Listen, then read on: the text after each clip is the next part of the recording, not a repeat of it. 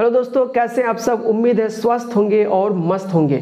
Virus को शरीर से दूर रखने का सबसे सस्ता उपाय और कौन से ऐसे 4 प्रिवेंटिव मेथड्स हैं जिसके द्वारा वायरस के संक्रमण से बचा जा सकता है और कौन से ऐसे कॉमन प्लेसेस हैं जिसके द्वारा वायरस शरीर के भीतर इंटर करता है। दोस्तों, मेरा नाम है अबसार आलम और आप देख रहे हैं नीट पोर्ट, जहां मैं नीट के एस्पिरेंट्स को गाइड करता हूं और साथ ही हेल्थ रिलेटेड एजुकेशनल वीडियोस आप तक पहुंचाने की कोशिश करता हूं।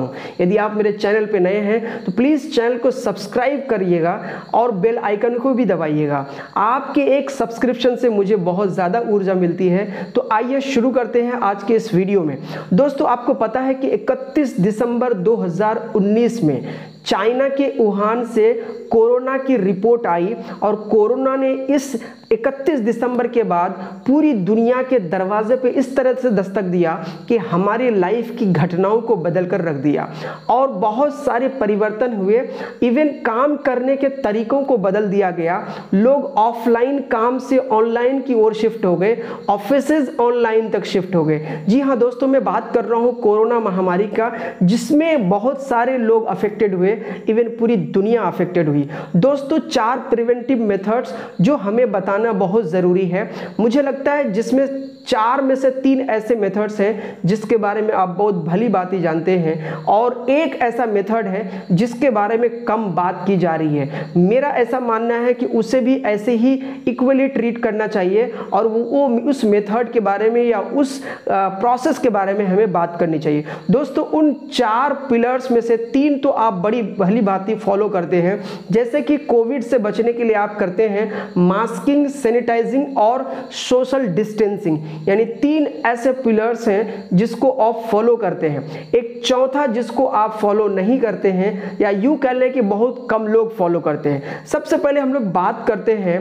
कि जो वायरस है वो किस माध्यम से हमारे शरीर के अंदर प्रवेश करता है। तो दोस्तों, जैसे कि आप जानते हैं कि सैनिटाइजिंग यानी हाथ धोने से या सैनिटाइज करने से हमारे जो हाथ के द्वारा वायरस हमारे शरीर के भीतर जाता है, उसकी वजह से उसको रोकने के लिए हम सैनिटाइज करते हैं। मास्किंग यानी मास्क पहनते हैं जिसकी वजह से हमारे नाक या मुख से वायरस भीतर की ओर ना जाए। और सोशल डिस्टेंसिंग यानी फिजिकल डिस्टेंस हम बना के रखते हैं जिसके कारण वायरस का जो प्रवेश है वो आसानी से नहीं हो पाता है। इन तीनों ही केसेस में देखा जाए तो वायरस का जो सबसे कॉमन प्लेस है वो है नाक और मुख, यानी नेजल फेरिंग्स और ओरोफेरिंग्स। नेजल फेरिंग्स यानी नाक के रास्ते, ओरोफेरिंग्स यानी मुख के रास्ते और कभी कभी आईज के माध्यम से भी। यानी हम तीनों चीजों को प्रोटेक्ट करते हैं, हाथ को भी, नाक को भी, मुख को भी।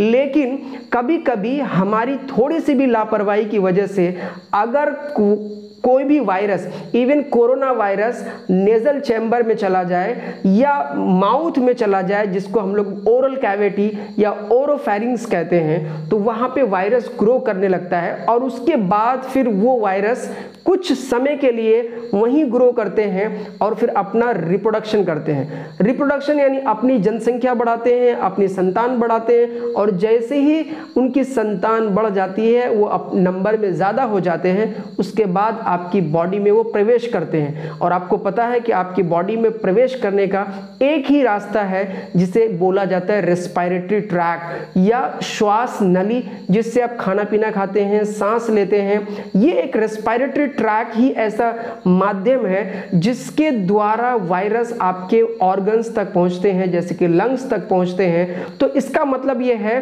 कि अगर थोड़ी सी भी कोताही की वजह से, यानी हाथ से, नाक से, मुख से या आईज से वायरस किसी भी तरह से अगर आपके नेजोफेरिंग्स में या ओरोफेरिंग्स में पहुंच जाते हैं, तो वहां पे भी घबराने की जरूरत नहीं है। और वहां पे जो अप्लाई होता है वो 4th पिलर ऑफ कोविड या 4th preventive method of Covid, जिसे हम लोग बोलते हैं गार्गलिंग, या नॉर्मल शब्दों में कहा जाए तो गरारा करना। जी हाँ दोस्तों, आपने सही सुना, गरारा करना या कुल्ला करना जो है ये सबसे इंपॉर्टेंट और और आज के मेडिकल साइंसेज में गरारे करने को सबसे महत्वपूर्ण प्रोसेस बताया गया है, जिससे वायरस, बैक्टीरिया या कोई भी जर्म आपके ओरोफेरिंग्स या नेजोफेरिंग्स में मौजूद है तो उससे वो किल हो जाते हैं। दोस्तों आपको ये बता दूं कि गरारा जो हम कर सकते हैं उसके लिए हमारे पास नॉर्मल सा प्रोसेस है जो कि एक नॉर्मल मैकेनिज्म पे आधारित है। जैसे आप पानी लें और साल्ट लें और उसका घोल बनाएं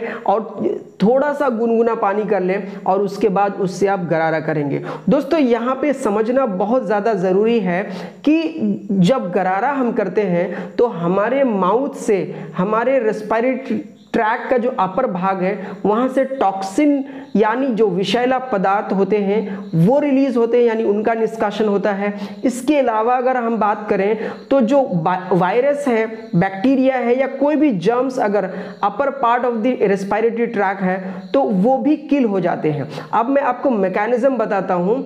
जब आप गरारा करते हैं, कुल्ला करते हैं या जिसको हम लोग अंग्रेजी में गार्गलिंग कहते हैं, गार्गलिंग अगर आप करते हैं और उसमें नमक की मात्रा रहती है तो आपको पता है कि नमक या जो साल्ट होता है आयोडीन युक्त होता है, तो उससे आयोडीन जो है वो रिलीज होते हैं और ये आयोडीन बैक्टीरिया, वायरस या अदर जर्म्स को किल करने का काम करता है। यही कारण है कि gargling is one of the most important process या one of the most preventive methods जिसको आजकल मेडिकल सर्कल में इस्तेमाल किया जाता है और एक प्रोमिनेंट मेथड के रूप में इस्तेमाल किया जाता है। दोस्तों यहाँ पे आपको एक बात और बताना चाहूंगा कि जो गार्गलिंग का प्रोसेस है, वैसे तो मैंने ये घरेलू नुस्खा बताया जिस पे बहुत सारे रिसर्च पेपर है, इवन कई सारी रिसर्च भी इसमें शामिल है कि गार्गलिंग से जो वायरल इन्फेक्शन है यानी वायरल लोड है वो कम होता है। दोस्तों अब मैं आपको एक दूसरी चीज बताने जा रहा हूं जो कि commercially available as a gargles, जिसको बोला जाता है PVPI यानी पोविडोन आयोडीन, जिसको शॉर्ट में PVPI कहा जाता है। ये कमर्शियली अवेलेबल है और एक बहुत ही मूल मंत्र के रूप में मेडिकल सर्कल में इसका इस्तेमाल किया जाता है। दोस्तों आपको बता दें कि PVPI को आज के डेट में जो कोरोना वायरस हो या कोई भी वायरल इन्फेक्शन के लिए एक प्रोमिनेंट मेथड के रूप में जाना जाता है जो कि कमर्शियली अवेलेबल है। इसके अलावा PVPI का जो इस्तेमाल है वो स्किन डिजीज के लिए यानी स्किन इन्फेक्शन के लिए, थ्रोट इन्फेक्शन के लिए इस्तेमाल किया जाता है, यानी थ्रोट के इन्फेक्शन को रोकने के लिए इस्तेमाल किया जाता है। बहुत सारे रिसर्च में, जर्नल्स में ये बात पब्लिश हो चुकी है कि जो PVPI है ये वायरल लोड को थ्रोट इन्फेक्शन में बहुत कम करने का काम करता है। दोस्तों इस प्रकार अगर आप देखें तो गार्गलिंग एक फोर्थ पिलर के रूप में पाया जाता है जिसका इस्तेमाल कोविड-19 को रोकने के लिए भी किया जा सकता है। कोविड-19 ही नहीं बल्कि जितने भी वायरल इन्फेक्शन होते हैं उन सब के संक्रमण से बचने के लिए आप गार्गलिंग का सहारा ले सकते हैं। इस प्रकार अगर हम समराइज फॉर्म में देखें तो हमारे पास 4 पिलर्स हैं कोविड-19 के खिलाफ। पहला मास्किंग, सैनिटाइजिंग, सोशल डिस्टेंसिंग और लास्ट में गार्गलिंग। दोस्तों उम्मीद है आपको वीडियो इन्फॉर्मेटिव लगी हो और अगर वीडियो आपको पसंद आई हो तो प्लीज़ वीडियो को ज़रूर शेयर कीजिएगा। मिलते हैं अगले वीडियो में। जय हिंद।